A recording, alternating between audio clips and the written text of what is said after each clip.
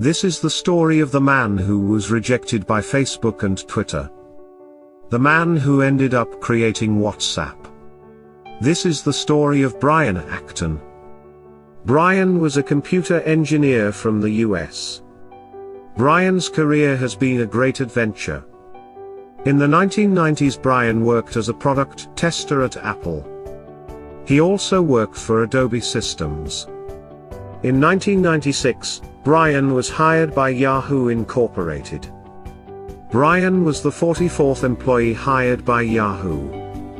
In 2007, he decided to quit Yahoo to progress further in his career. Later, Brian was looking for a job. Despite a dozen years of experience at Yahoo and Apple, he got turned down by two of the internet's biggest companies at that time. First, Facebook rejected him in August 2009. Then Twitter said no to Brian. Brian failed to find a job at another big-name company. But he didn't lose his hopes. He stopped trying to get a new job. Instead, he focused on his own startup. Brian teamed up with his old colleague from Yahoo named Jan Koum. The two ended up building WhatsApp.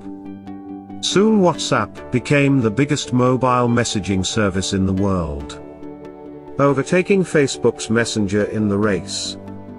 In February 2014, Facebook decided to buy WhatsApp for $19 billion in stocks and shares. It's the biggest buy in the history of company affairs to date. Brian had an almost 20% stake at WhatsApp.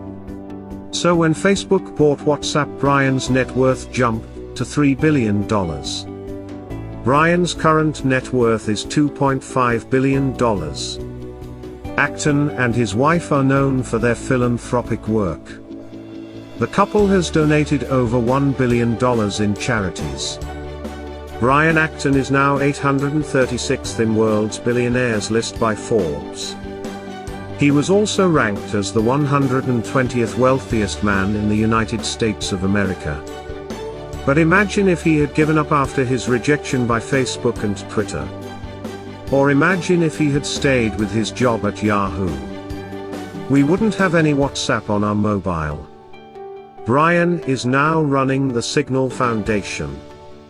The foundation gives people access to private communications through an encrypted messaging app. It is broadly used by journalists and human rights activists. Brian's story teaches us an important lesson. You never know what is coming to your life next. Just don't forget to try harder tomorrow.